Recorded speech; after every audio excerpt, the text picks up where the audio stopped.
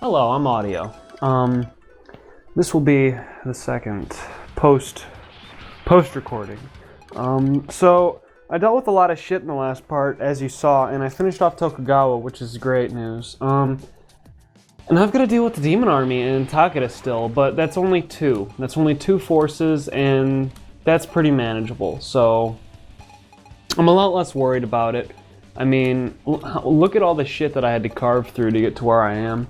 And I decided to scout here, knowing full well that I could get fucked by a musket guy, and they have 4 guards, so you know that's not an offensive unit, so I don't really care. I'll even catch you up front too with 17 health. Oh, and I gave Choshin I don't know what it's called, but it gives +4 to scout or exploration. I gave him that item because I wasn't gonna give it to anybody else. Still planning on getting his character clear, but I mean. This route's become such a mess right now, you know, all my greatest plans have been cast aside, and in part, that's why I did Isoroku's route now, because I know that her route is largely a clusterfuck, you know, you don't have as much control over it as you do Kenshin's. Well, Kenshin's can get that way too, but Ran's, certainly, you've got a lot of control on that route, so, you know, things will work out just fine. I just have to mind myself. And this battle is, I don't have anything to say about it. I think, you can tell what I'm doing. I was basically deploying whatever I wanted so I could heal up with a key, you know? Akechi's expensive, Rizna's expensive, so I was trying to heal them. Actually, Kojika's expensive too, but she's a small unit, so it doesn't matter. And I switched the popularity staff to her, I think. That might not even be a good idea, but that's how it went. So, yeah, I mean, this is what the Demon Army's got. And Isoroku's route, I believe they start pumping out the Demon units at some point. I don't know when. To progress it, I think I have to try to encroach upon their land, which I will do once Keikashitaka's story progresses further. And her involvement with Rance, which I'm sure you're just loving, right? You love the way that she's screwing everything up. That pisses me off.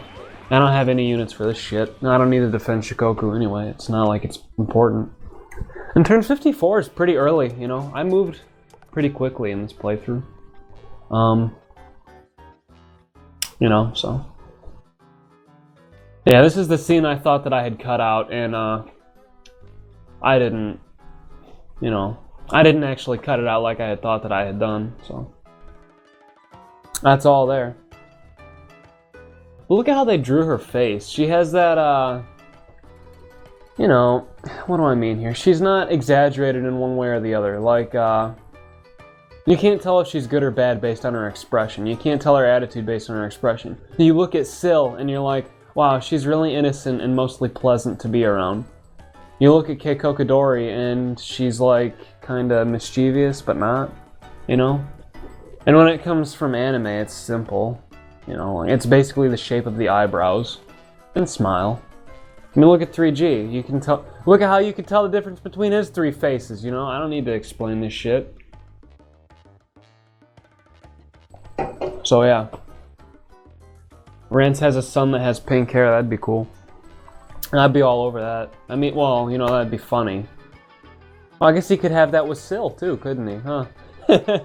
That's cool. And I feel so bad for Isoroku here. Oh, I hate this.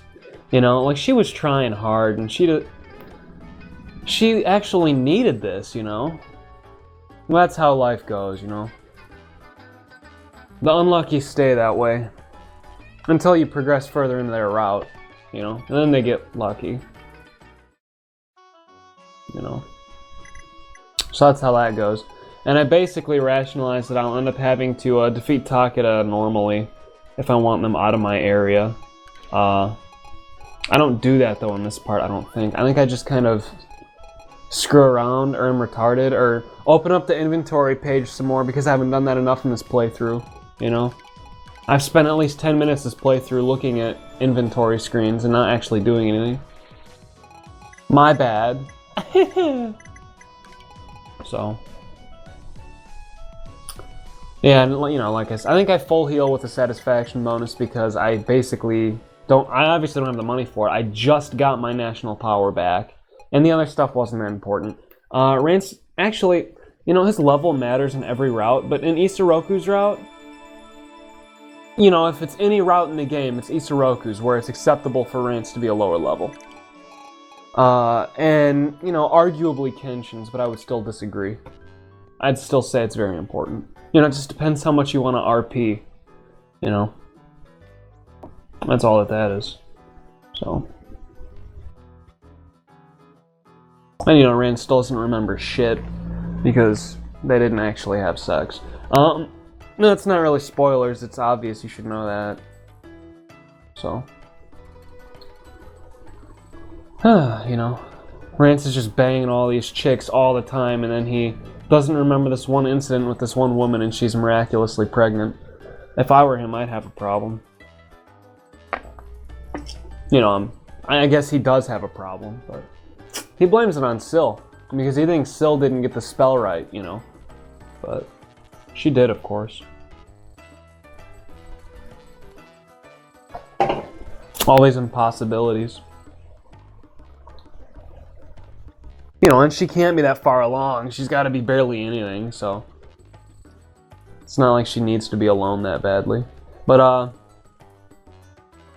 obviously this route is centered around the pregnancy and having, Isoroku having a kid. It's her route. She's not done yet, But, obviously, Keikoku comes to term, so, that implies that they're in this, they're in Japan for almost a year after this happens, That's what it implies, which is a little, they take a lot of liberties like that, and Rance could easily gain 5 years in his life throughout the course of Sengoku Rance, if you look at it. Because of how quickly they move things along. And I mean, obviously this route's not canon, but in True Route there are those time shifts as well. Like if you wait too long and the demon army gets pushed back after several months of fighting, that's one of them. But I don't even know why I gave that to Isoroku like I had done. Oh well. But yeah, the story gets to this point where you need to do the events with Keikoku to progress it.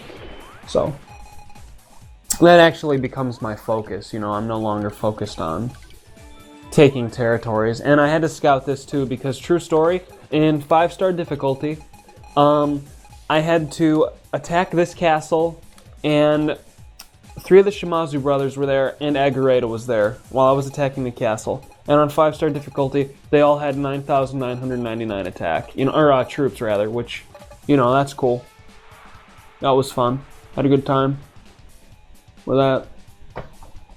But this is easy, I don't struggle here at all, and I don't know what I do with the rest of the turn, or the play, this video, but whatever. Kiku, I guess I haven't really talked about her much, have I? Obviously she's a good ninja, but I mean, she's a good front row unit, I didn't put her in the front, but she's, on par with, like, in True Route, when I played through that, I had the front row that was Layla, Senime, and Dosan-chan, right? Well, Kiku's another unit that you could throw up in the front row like that. She can take a lot of hits, because she has, the ninja art leaves hiding, or whatever, when you first get her, which, that's an okay skill, but her defense stat is high anyway. So, you could deploy her in the front row and it wouldn't be a mistake. Certainly she'd be holding up better than some of the shit I put up front. She can take a hit better than either of the Kuge sisters when you get them. That's a good comparison, I think. So, and then, I've talked about everybody else. I'll talk about Kojika a little more later on. So, oh, and I picked the worst route to have Kojika. I guess I can talk about her now. Her character clear. I'm not going to get it, so I guess if you don't want to know how Kojika's character clear ends, you should mute for like 10 seconds. Anyway, Rance promises her to, he says he'll help restore the family or whatever. That's the character clear. And, actually that'll spoil Isoroku's route. So I guess I'll wait, you know, I'll just tantalize you with that.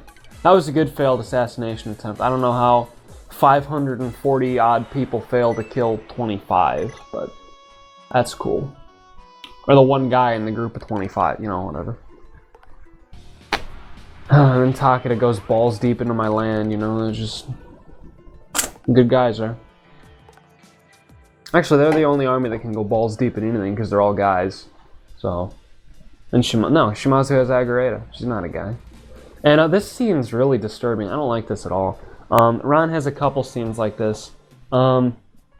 This is my least favorite one because there's not a single pleasant side to this one at all.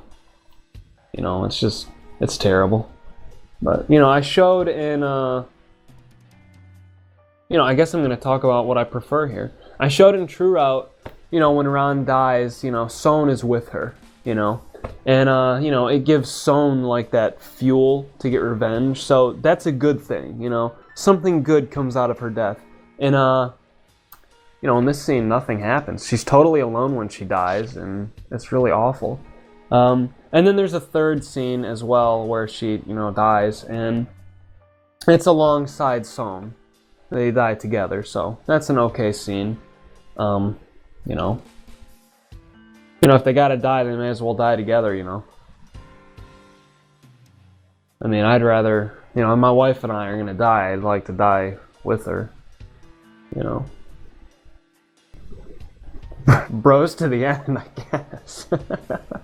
So, I do wish a little bit, though, that they talked about the history of the Apostles a little more. You know, they don't talk about Shikabue at all. You don't know what the hell she comes from. She's the only one that doesn't use another form or anything like that. So I'm more curious about why. And, you know, like, I don't care about Rengoku. I don't care about Mado. But Gigai, I guess I care about too, just because he's more likable. Him and Shikabue, I guess, are more likable. I don't know. I want to know more about what Mado talks about in the last part that I skipped, related to the other Rance games, I guess. I want to know more about that. But, in Ran's route, Xavier talks about making Rance an apostle. So I'm assuming all the apostles were originally human beings. You know, not demons like their master. But this is an interesting scene, too. I talked about this in True Route. It's basically, you know, the demon army taking over Houjo, and, you know, it shows here that, you know, aside from Rance and Kentaro, Son is able to actually do something to Xavier. It's nothing really severe. Xavier doesn't actually give a fuck. But, you know, Son does something to Xavier. So that's a sign as to how powerful Son is. And I think that's cool. You know, this scene shows how determined and, you know, like, powerful he is. I just like that. And it's one of the reasons that I like his character so much. You know? Son was staring Xavier challengingly before his own death. Was staring him down challengingly. Let me butcher the scene with my bad grammar. But, you know, that's cool. I like that. So yeah, Houjo's gone now, but it doesn't really matter. And apparently, according to the wiki, Houjo's the only clan that gets taken out in Isoroku's route. I don't know if that's true. You know, I've never really experienced that. It's been so long since I played this route before, I don't remember, you know, exactly what happens. I don't remember how story events we've got like this before, you know, we move on and whatever. I do know that the ending will be a surprise, though, for even me, which would be annoying. But I'll see you guys in the next part.